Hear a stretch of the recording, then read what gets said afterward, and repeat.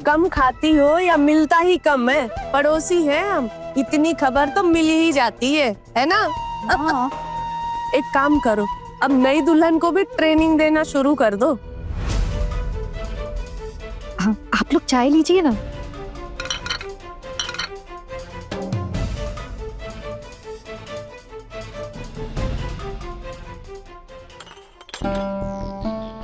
अच्छा आना, हम चलते, तुम भी आना हमारे यहाँ कभी। मैं जानती हूँ ससुराल वाले आने तो नहीं देंगे, पर कोशिश जरूर करना। वैसे चारू एक बात बताऊं, तुम भी अपने सास की गुलामी अब छोड़ो।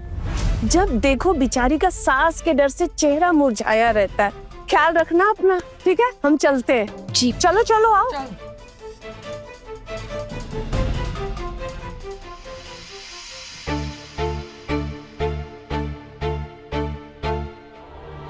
आते हैं जेठी माँ। अगली बार आने से पहले फोन कर लेना। बिना परमिशन हमारी बहुएं किसी से मिले, किसी से गप्पे लड़ाई, ये हम लोगों को पसंद नहीं। अब आप लोगों को तो कुछ भी पसंद नहीं आता। आप लोगों के हिसाब से चलते तो नई दुल्हन से हम थोड़ी कभी मिल पाते। पहली मुलाकात में उसने हमारा मुंह मीठा करवाया। नई बहू, अपना ख्याल रखना। जी, नमस्ते। इतनी हिम्मत कैसे हुई तुम्हारी?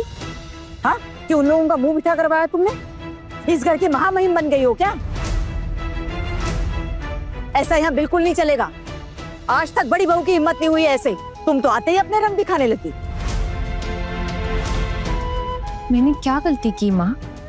आप मुझे ऐसे डांट क्यों रही हैं? मैंने तो उनसे सिर्फ खाने के लिए पूछा था कि कुछ खाएंगे या नहीं। उन्होंने बोला खाएंगे, इसलिए कुछ देना पड़ा। तुम्हें किसने कहा था पूछने के लिए? मिठाई क्या तुम अपने मायके से लाई हो? जी हाँ, कुछ मिठाइयाँ तो मेरे मायके वालों ने भी भेजी है ना शगुन में। आप लोग समझ लीजिए उसी में से दिया मैंने। इतनी हिम्मत कि ऐसे ताना दे रही है तुम हमें? नहीं चाची जी, मैं कोई ताने नहीं मार रही, बस आप लोगों ने जो सवाल पूछा उसका जवाब दे रही हूँ। चुप हो जाओ मम्मी, क्या जरूरत है बड़ों को जवाब देने की? क्यों जुबान लड़ा रही है बड़ों से? हम कभी कुछ बोलते हैं क्या? गलती से कुछ बोल भी जाते हैं ना, तो जब शाम को लड़के घर वापस आते हैं तो बहुत डांट पड़ती है सच में। हाँ है ना, माफी मांग लो ना प्लीज। माफी? दीदी लेकिन मेरी गलती क्या है जो मैं माफी मांगू? देखो अब भी जबान लड़ा रही है। माँ, मुझसे सच में कोई गलती हो गई है क्या? मेहमान ने कुछ खाने के लिए मांगा तो मैं कैसे मना कर सकती हूँ? हमारे भिखारी मायके वालों ने इस मिठाई के सिवा तो कुछ दिया नहीं। अब जरा सी मिठाई क्या ले आई वहां से तो बांटने लगी। हाँ माँ, हम गरीब हैं, मेरी माँ अकेली है, इसलिए उनसे जितना हो पाया उन्होंने किया। लेकिन फिर भी किसी के सामने उसकी माँ को इस तरह भिखारी नहीं बोलना चाहिए। और आप लोग चिंता मत कीजिए, मेरी माँ शगुन की साड़ियों का सारा इंतजाम कर देंगी। बहुत बड़ा एहसान होगा हम पर। सब जानते हैं कि कैसा खानदान है तुम्हारा। जाने दीजिए ना माँ, भूल हो गई है बेचारी से, मैं इसे समझा दूंगी। आगे से आपको बताए बिना कुछ ना करे, ठीक है? बहुत बड़ी गलती हो गई जो इसके खानदान में अपनी बेटी की शादी करवाई मैंने। अब तो शादी हो गई, अब आप लोग कर भी क्या सकते हैं मुझे अपनाने के सिवा। देख रही हो बड़ी भाभी, अब भी कैसे जुबान लड़ा रही है। अरे ठाकुर जी, अब जैसी परवरिश मिली है वैसे ही जवाब दे रही है। आने दे छोटू को।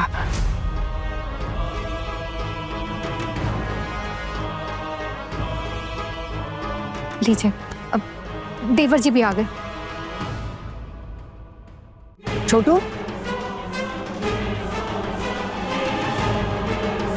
क्या हो गया माँ? तो अपनी बीवी को समझा दे। उसको लगता है कि यहाँ आते से ही उसकी मनमानी चलेगी, तो ऐसा बिल्कुल नहीं होने वाला है। आइंदा जरा भी ऊंच नीच हुई ना तो सीधा मायके भिजवा दूंगी, समझा देना। लेकिन माँ, आप मुझे बताओगे कि हुआ क्या है? अरे क्या हुआ, क्या पूछ रहा है? वो पड़ोस की औरतें आई थी, आते ही बिना मुझसे पूछे पैरों से उनका मिठाई बांटना शुरू कर दी।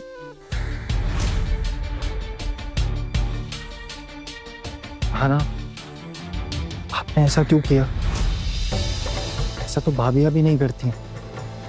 वो मुझसे मिलने आई थी, मैंने पूछने की खातिर उनसे पूछ लिया कि कुछ खाएंगे कि नहीं। उन्होंने कहा खाएंगे, घर में मिठाई पड़ी थी इसलिए मैंने दे दी। सिर्फ एक मिठाई दी है मैंने। इसमें ऐसी कौन सी बड़ी बात हो गई जो मुझे इतना सब सुनना पड़ रहा है? क्या इस घर में मेहमानों को कुछ भी नहीं दिया जाता है? सुनिए अपनी बीवी की बातें। आना, जैसे मामी माँ बोलती है ना, वो हम सबको करना पड़ता है और हम करते हैं। अरे कितनी मेहनत करके ये घर चलाती हूँ मैं, और तेरी बीवी ने आते से ही सब कुछ बर्बाद कर दिया। अरे क्या ही खाक घर संभालेगी ये लड़की, आई नहीं और बर्बादी शुरू कर दी इसने। हाय भगवान भगवान भगवान।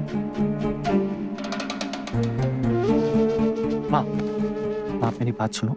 आना को हमारे घर के तौर तरीकों के बारे में नहीं पता। कोई बात नहीं, हो गई उससे गलती, वो आज की बात नहीं करेगी। आना, आज के बाद आप कोई भी काम करने से पहले ना एक बार माँ की सलाह ले लेना। हमारे घर में सब लोग ऐसा ही करते, पिशी मोनी और चाची जी भी ऐसा ही करती। मैं बस आपसे इतनी उम्मीद करता हूँ, इतना तो कर ही सकती हैं आप।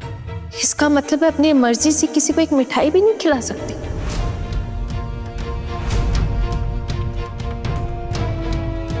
सुन ले अपनी बीवी की बात। अभी से मर्जी चलाने लगी है अपनी। कहा ना, हम माँ से बिना पूछे कोई काम नहीं करते, और तुम भी आगे से माँ से बिना पूछे कुछ नहीं करोगी, ठीक है? आना, माँ ने आपको अभी साफ साफ कहा है ना, आपको फिर भी समझ नहीं आ रहा? आप तो पढ़ी लिखी हो, इतना तो समझ ही सकती हो। आना, माँ के खिलाफ जाकर इस घर में कुछ भी नहीं होता है। सबको इस घर में माँ की बात माननी पड़ती है और आपको भी माननी पड़ेगी। हाँ, मैं समझता हूँ आपके मायके में आपकी मर्जी चलती होगी, लेकिन आना वो यहाँ पॉसिबल नहीं है। यहाँ आपको माँ की बात माननी ही पड़ेगी। मैं बस इतनी उम्मीद कर रहा हूँ आपसे, आप इतना तो कर ही सकती हो ना। इसे इस घर में रहने लायक कैसे बनाऊं यही नहीं समझ आ रहा। अरे तीनों बहुओं में से आज तक किसी ने जबान नहीं लड़ाई इसकी तरह। इसीलिए कह रही थी कि पढ़ी लिखी बहू नहीं चाहिए घर में। आप देख लिया क्या नतीजा हुआ। अरे ऐसी लड़कियां दिमाग कम और जबान ज्यादा चलाती हैं। देख रहा है ना छोटू, कैसे भाभी के साथ जबान लड़ाई जा रही है, थकती भी नहीं है, बेशरम कहीं की। इसकी हरकतें देख के ना हमारी बाकी 3 बहुओं का भी दिमाग घूम जाएगा। छोटू, ये कैसी बहू लेकर आया तू घर में? चाची जी, आप मुझ पे क्यों इल्जाम लगा रही हो गई आना से गलती, कोई बात नहीं, वो दोबारा नहीं करेगी। हम इस बात को क्यों बढ़ा रहे हैं मुझे समझ नहीं आ रहा है। तो अब तुझे भी बुरा लगने लगा है? अब समझ आया कि ऑफिस से क्यों इतनी जल्दी आ गया है तू। हाँ, मैं इसी समय आता हूँ ऑफिस से। आज उल्टा बस मुझे 10 मिनट पहले मिल गई, इसलिए मैं 10 मिनट जल्दी आ गई। बस जल्दी मिल गई या बीवी का चेहरा जल्दी देखना था इसीलिए आ गया?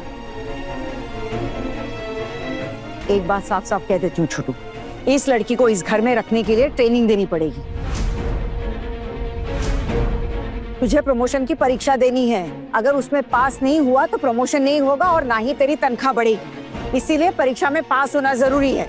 तेरी बीवी तो जिंदगी भर यहीं रहेगी, लेकिन प्रमोशन का मौका बार बार नहीं आएगा। इसलिए तू और तेरी पत्नी आज से दोनों अलग अलग ही रहेंगे।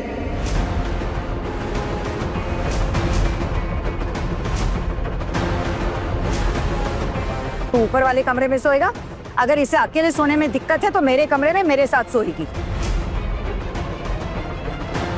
अच्छे से पहले परीक्षा दे, प्रमोशन मिल जाए, फिर बाकी का बाद में देखा जाएगा। और तुम भी कान खोलकर सुन लो, उसकी परीक्षा आ रही है, उससे दूर ही रहना। तुम्हें ज्यादा उड़ने की जरूरत नहीं है, वरना तुम्हारे भी पंख काट दिए जाएंगे। उसकी परीक्षा ज्यादा जरूरी है, इसलिए दूर रहना उससे, वरना मायके भिजवा दी जाओगी।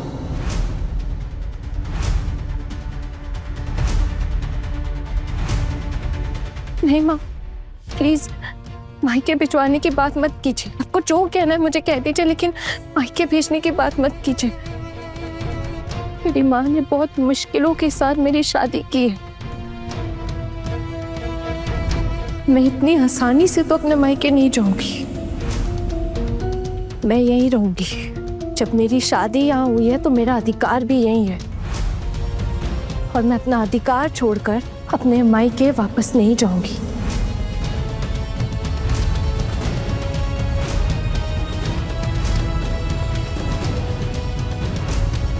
कभी भी नहीं।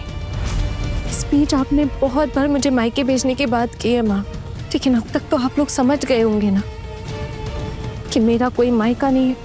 अगर सच में मेरा कोई मायका होता, मेरा कोई घर होता, तो मैं बीए का एग्जाम देकर अभी नौकरी कर पाती।